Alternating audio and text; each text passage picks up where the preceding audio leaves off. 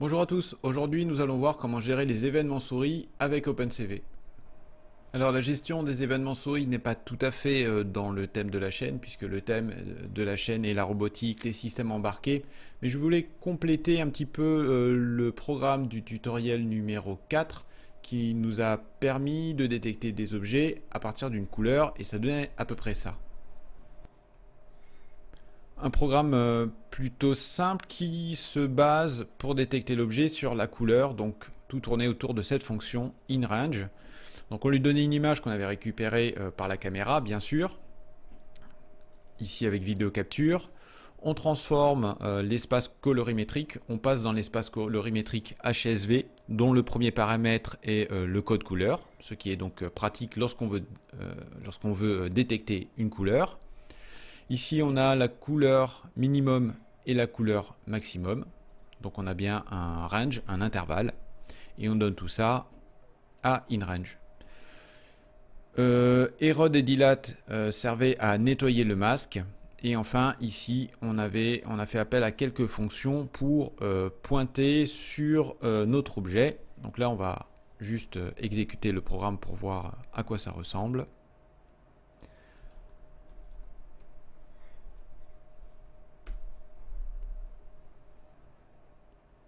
Voilà, donc le code couleur que j'ai mis, c'est le 100.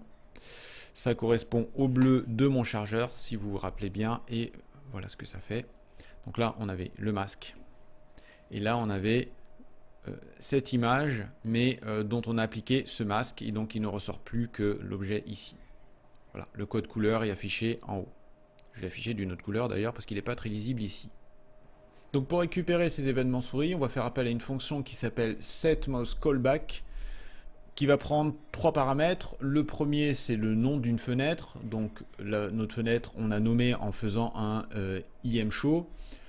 Elle va prendre un deuxième paramètre qui est la fonction dans laquelle on va entrer lorsqu'il y a un événement souris dans la fenêtre. Et un troisième paramètre optionnel, param, qui nous permet de passer des variables à cette fonction. Mais là, on ne va pas l'utiliser parce que lorsqu'on va passer des variables à cette fonction, il se trouve qu'on ne pourra pas modifier ces paramètres. Donc moi, comme je veux, dans la fonction que je vais appeler, modifier certaines variables, je vais passer par des variables globales. Donc on va voir tout ça. Donc voilà la fonction que j'ajoute. Elle est ici.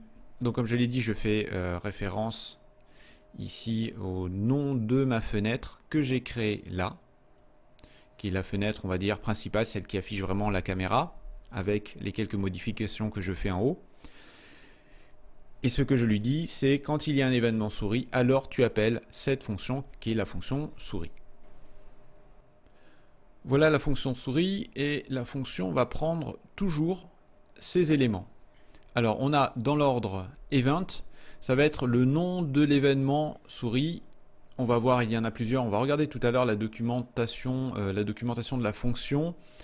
Elle nous donne les différents événements.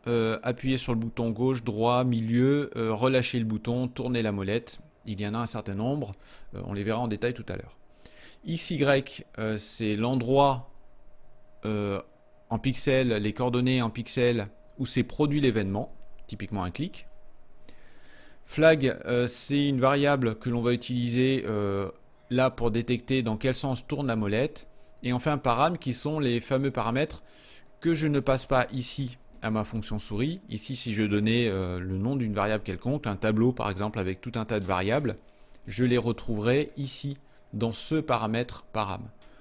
Le problème est que quand on passe par cette variable, comme je l'ai dit, on ne peut plus modifier, on ne peut pas modifier les variables que l'on passe. Donc là, je vais passer par des variables globales, puisque moi, je vais vouloir modifier ces trois paramètres.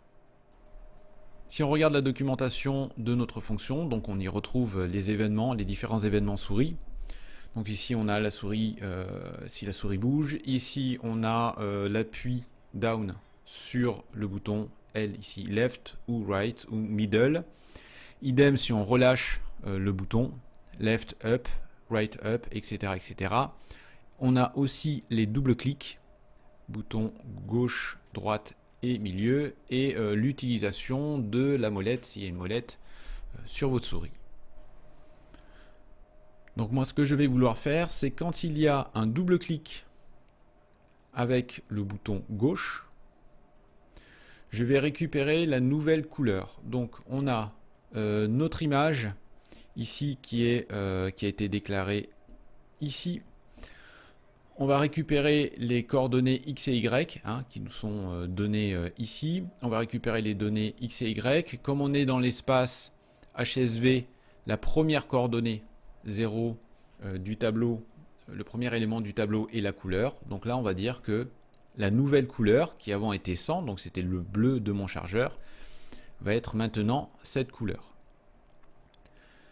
Par contre, si je touche à la molette de ma souris, donc ce que je fais avec event égale event mouse wheel, si flag est négatif, alors la molette est en train de tourner vers le bas, sinon elle est en train de tourner vers le haut. Donc là, j'incrémente color ou je le décrémente. Par contre, si la valeur est inférieure à 5, je n'y touche pas. Si elle est supérieure à 250, je n'y touche pas puisque j'ai mis un range de plus ou moins 5. Donc c'est pour ça que je pars ici sur 5 et 250. Et enfin, je calcule mon nouveau range. Donc c'est ce que je fais ici. Le lot, donc la première coordonnée, c'est la couleur. Donc je fais color -5. Et pour I, idem, je change la première coordonnée qui est la couleur, color +5. Donc vous voyez, c'est vraiment très simple. Donc là, je vais détecter cet objet et lorsque je vais double-cliquer sur ce livre, d'ailleurs un livre que je vous recommande d'Étienne Klein, Le facteur temps ne sonne jamais deux fois. Lorsque l'on double-cliquera sur ce jaune, il faudra que maintenant mon programme pointe sur cet objet. Donc me voilà de retour dans le programme et je vais lancer tout ça immédiatement. Donc voilà ma fenêtre, voilà mon objet ici. Donc on retrouve le masque ici. L'objet est affiché. Je vais prendre mon livre, je vais double-cliquer et on va voir si ça marche. Donc voilà, vous voyez, ça marche super bien. Donc il n'y a pas de problème. Donc là, le double-clic marche. On peut aussi, en jouant sur la molette, décaler la couleur. Donc vous voyez là, la nouvelle couleur est le 22. En jouant avec la molette, je peux me décaler et régler un peu mieux. On voit ici sur le masque, en jouant sur la molette, on se décale en couleur. Donc ça permet de régler finement notre couleur. Voilà, c'est tout pour cette vidéo plutôt courte. J'espère qu'elle vous familiarisera encore un peu plus avec OpenCV. Comme d'habitude, n'hésitez pas à faire vos commentaires, qu'ils soient positifs ou négatifs, aussi bien sur le fond que sur la forme. N'hésitez pas à vous abonner non plus à la chaîne, ça me motivera pour créer de nouvelles vidéos. Et en attendant, je vous dis à bientôt.